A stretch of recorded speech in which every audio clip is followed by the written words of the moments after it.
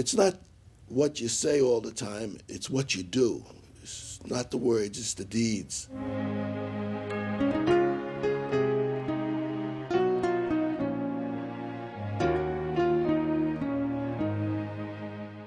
I noticed people not staying in steady employment there.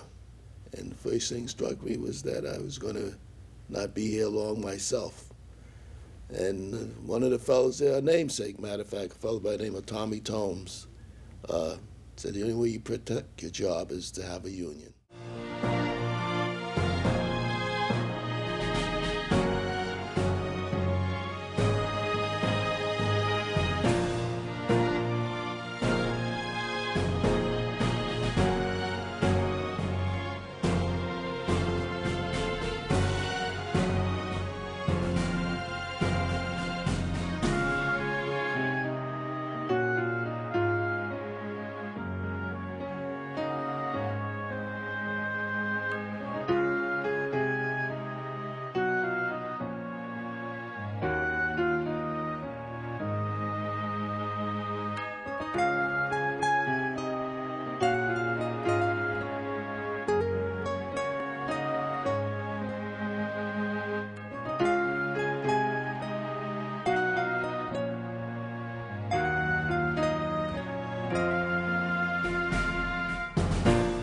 You didn't mind giving your time.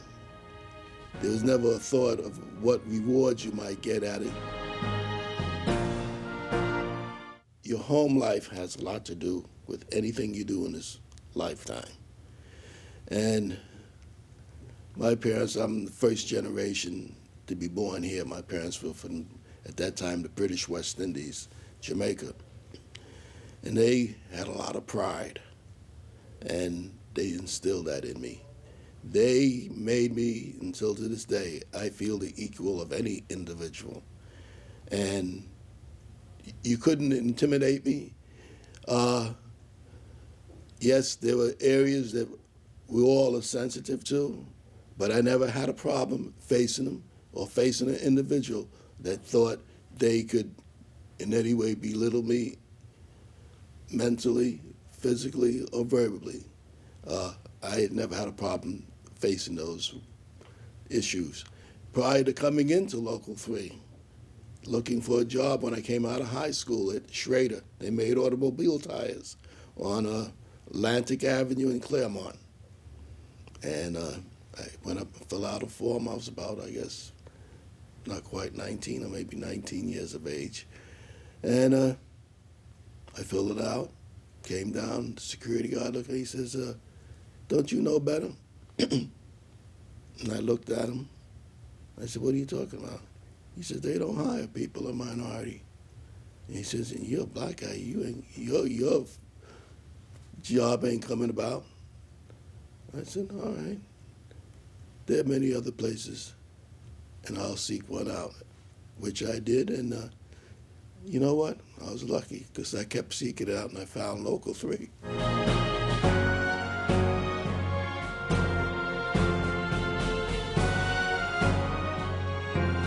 He asked, as usual. He don't ask. He sort of tells you, but it's a polite way of asking. He calls me on a Saturday. What are you doing, Tom, tomorrow morning? That's Sunday. I said, nothing particular.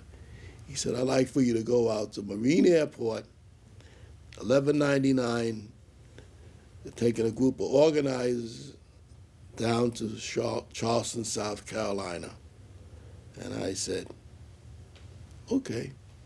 It wasn't my first experience in the South, and this is during the Civil Rights area. This is in the 60s. I can't give you the exact date. I can remember it was a Sunday, though. We had automobiles take us to the church where we were given instructions, had some lunch and whatnot, and it was early noontime or so, and we started the procession. And the Reverend Abernathy, King's, one of King's comrades in the fight for equal justice. And we were there to help people to organize a shop, a hospital, workers, I should say, institution. And we marched. It was not a shouting, we just had signs to be organized, normal type of picketing, not a lot of commotion. But when we reached the site, lo and behold, there was enough, and I don't know if they were all police or National Guards or Army or whatever, but they were there like we were coming to invade the place. And I looked and I said, what did Harry get me into? I'm looking at all this, and they know we're from the north, and have you come down on a chartered flight to interfere in their business? And then what really got to me, but it was an education, but what got to me was Abernathy decided to kneel down and have us all kneel and say a prayer to make success and all these things. And I'm there on my knees, and this guy's standing over me with an M1 or whatever the heck he might be holding, or the Colt 45. And I'm saying to myself, and then there are little kids. Kids would be, when I say little kids, they might have been 8, 9, 10, 11 years. They're playing nearby, and they're throwing stones. But of course, they're throwing them at the police, the National Guard, or whoever the hell they were. And I'm saying to myself, why I have to be on my knees? All I can think, if all hell breaks loose, I don't stand a chance. Thank goodness the incident passed without any violence. We got back to the church. Didn't know there was a curfew. And the law, the authorities, the sheriff, whoever, all of you was up on the church step, had inclined steps. We all got up there, and they focused these spotlights that they have on the side of the cars out on us, and I felt like, what the heck is going on here? I mean, it was nerve-wracking, but we waited and found out there was a curfew. We weren't aware of it, and whether it's the others that set up the march were aware of it or not, and it had gotten dark by that time. They finally got public vehicles, because the vehicles that were scheduled to take us back to the airport evidently didn't get there at that time, or said it's a curfew, I can't be around here. So with the vehicles, they would come and then they just shoved us in, get in there. And they took us off to the airport, got on the flight, taxied out partly to the runway and sat there. And it sat there, and it sat there. And if those days, sitting on those type of planes in the 60s, early 60s, it was an uncomfortable thing. Finally, I'm seeing headlights come up to the plane, and from automobiles. They roll up this thing that you walk, and they didn't have the jetways then. Walk down back onto the ground, onto the tamarack, or whatever they want to call it. Reason why we're having you get off, we were told there's a bomb on the plane. Well, you're tired, you're this, you're that. You don't want to hear those things. You go back, and they didn't take us back. You walk back to that terminal. And after sitting around there for another hour, 2 hours, you can get back on. We went and got back on. And the only thing that I could think of that entire time was, will this plane ever make it back to New York? Because I said, we sure are not going to blow up our whole plane coming out here.